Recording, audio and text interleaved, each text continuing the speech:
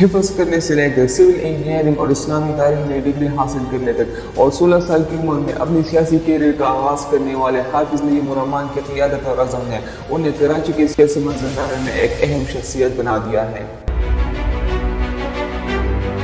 حافظ نعیم الرحمان 7 نومبر 1973 کو اردو بولنے والے ایک مہاجر والدین کے گھر پیدا ہوئے جو تقسیم ہند کے دوران 1947 میں علی گڑھ ہندوستان سے پاکستان ہجرت کر گئے تھے۔ حافظ نعیم الرحمان نے اپنی جوانی کے دنوں میں حیدرآباد سندھ سے قرآن حفظ کر لیا تھا۔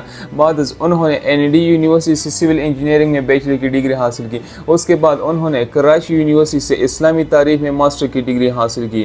ان کی اہلیہ ڈاکٹر ہے جبکہ ان کے 3 بیٹے اور 1 بیٹی ہے جو سب سیاست سے وابستہ ہیں۔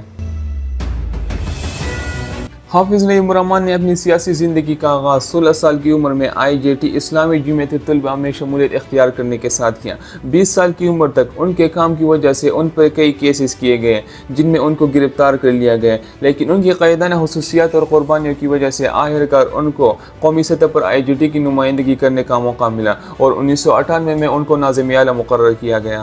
IJT میں ان کی شرکت جماعت اسلامی کے ساتھ گہری شمولیت کا باعث بنی۔ ان کو پارٹی کے اندر مختلف عہدوں پر فائز کیا گیا۔ ان کا کام سماجی مسائل کو حل کرنا، تعلیم کو فروغ دینا اور پسماندہ افراد کی وکالت پر مرکوز تھا۔ سن 2000 میں IJT میں اپنی مدت ملازمت پوری کرنے کے بعد انہوں نے جماعت اسلامی میں شمولیت اختیار کی۔ اپنی محنت اور لگن کی وجہ سے 2005 میں وہ جماعت اسلامی کراچی کے جنرل ڈپٹی اسپیکر مقرر کیے گئے۔ 2001 میں انہوں نے اپنا پہلا الیکشن لڑا اور ناظم آباد یونین کونسل سے نائب ناظم کی ایک نشست جیتی اور 2002 کے عام انتخابات میں وہ MQM سے صوبائی اسمبلی کی ایک نشست ہار گئے جو اس وقت کراچی کی غالب جماعت تھی۔ وہ 2013 میں جماعت اسلامی کراچی کے امیر بنے اور 2013 کے عام انتخابات میں انہوں نے جماعت اسلامی کے ایک امیدوار کے طور پر سندھ کی صوبائی اسمبلی کی ایک نشست لڑی جن میں وہ کامیاب نہیں ہوئے اور MQM کے ساجد قریشی سے سیٹ ہار گئے۔ حافظ نعیم الرحمان کراچی میں عوامی خدمت کو بہتر بنانے کے لیے ہمیشہ سے آواز اٹھاتے رہے، بشمول صفائی پانی کی فراہمی اور ٹرانسپورٹیشن۔ ان کی قیادت میں جماعت اسلامی نے خاص طور پر پسماندہ علاقوں میں تعلیم کی اہمیت پر زور دیا اور انہوں نے طلباء کے لیے اسکالرشپ پروگرام کی بھی حمایت کی تاکہ ان سے وہ اعلیٰ تعلیم حاصل کر سکیں۔ انہوں نے ہمیشہ سے قدرتی آفات اور بحرانوں کے دوران متاثرہ کمیونٹی کو خوراک، پناہ گاہ اور طبی امداد فراہم کرنے کی کوشش کی۔ وہ ہمیشہ سے اقلیتوں کے حقوق، خواتین کے حقوق اور مزدوروں کے حقوق کے لیے آواز اٹھاتے رہے۔ حافظ نعیم الرحمان نے کراچی کے الیکٹرک کمپنی الیکٹرک کے خلاف کئی مظاہروں کی قیادت کی اور حکومت کی جانب سے یوٹیلیٹی کمپنیوں کے ساتھ مبینہ جانبداری اور ان کے صارفین کو ان کے پیسے واپس نہ کرنے کی صورت میں وہ کراچی کے عوام کے ساتھ ہمیشہ کھڑے رہے۔ حافظ نعیم الرحمان نے کراچی کے حقوق کے لیے کئی مظاہرے کیے اور یہ وعدہ کیا کہ اگر 2022 کے بلدیاتی انتخابات میں ان کی پارٹی اقتدار میں آتی ہے تو وہ کراچی کے تمام مسائل کو حل کرے گی۔ لیکن 2022 کے بلدیاتی انتخابات میں ECP election commission of Pakistan نے 24 جولائی 2022 سے 26 اگست 2022 تک الیکشن کی طے شدہ تاریخ میں تاخیر کی۔ ECP نے یہ دعویٰ کیا کہ انہوں نے جماعت اسلامی کی موجودہ قیادت یعنی حفیظ الرحمان کی درخواست پر انتخابات میں تاخیر کی، جس کے بعد حافظ نعیم الرحمان نے ECP کو نوٹس بھیجا اور ECP کے خلاف دھرنے کی دھمکی بھی دی۔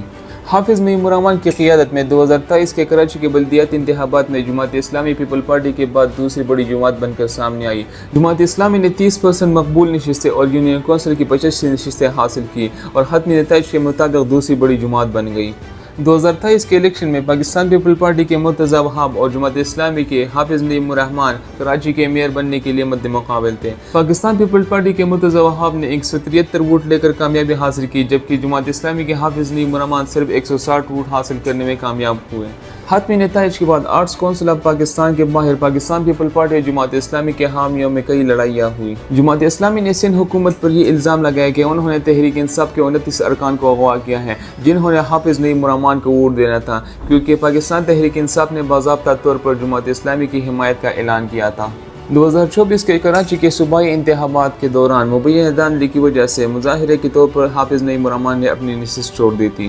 انہوں نے یہ دعویٰ کیا کہ فارم 45 کے مطابق جماعت اسلامی کے تمام ارکان نے کئی نشستوں پر کامیابی حاصل کی ہے، تاہم MQM اور پاکستان پیپل پارٹی کو مبینہ دھاندلی کی وجہ سے تیسری یا چوتھی پوزیشن پر فاتح قرار دیا گیا ہے۔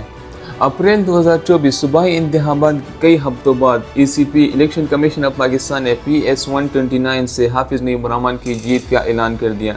उन्होंने सबसे ज़्यादा वोट यानी 26,000 वोट हासिल किए थे, जिसके बाद अप्रैल 2024 में हाफिज़ नईम रहमान को 5 साल मुद्दत के लिए जमात इस्लामी के छठे अमीर के तौर पर मुकर्रर कर दिया गया।